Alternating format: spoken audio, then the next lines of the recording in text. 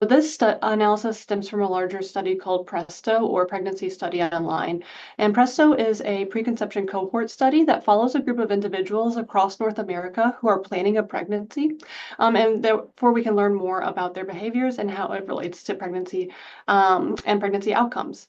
In this analysis specifically, we used the part of the survey where participants reported day-specific pregnancy testing behaviors. And from that, we can glean frequency and timing of home pregnancy test use, as well as know those individual test results. This specific analysis uses data from over 20,000 home pregnancy tests across 6,500 individuals.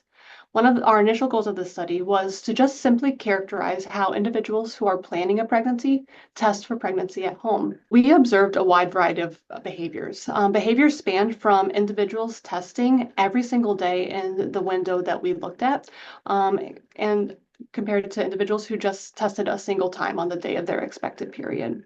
We found that over 40% of participants reported testing more than 4 days before their expected period, which is earlier than home pregnancy tests are expected to be reliably consistent.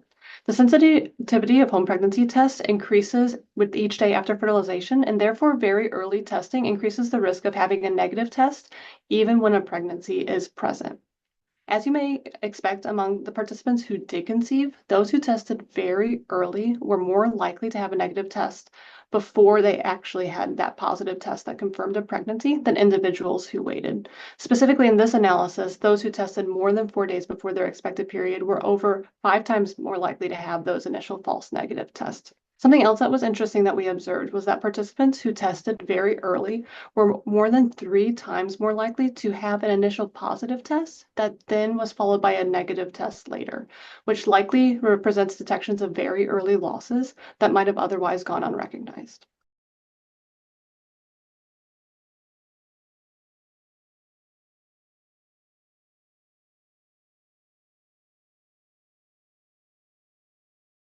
So that's a great question. At this point, we intentionally left out any specific recommendations from the paper. We acknowledge that individuals have different sets of values when it comes to how they approach pregnancy testing.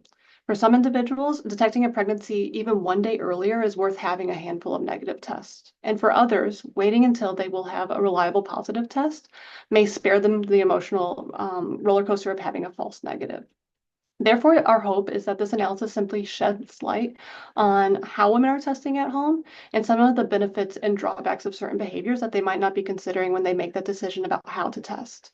The two main undesirable outcomes that we observed among individuals who tested very early is that they were more likely to have those early false negatives, and then they were more likely to detect those very, very early losses that might otherwise go unrecognized.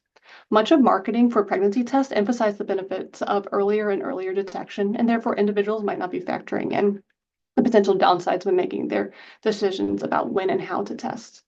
It's also really important to note that this study was among pregnancy planners only, and we did not study individuals who might be testing for pregnancy because they desire not to be pregnant. And individuals who don't want to be pregnant likely have a different set of emotions when it comes to false positive and false negative tests.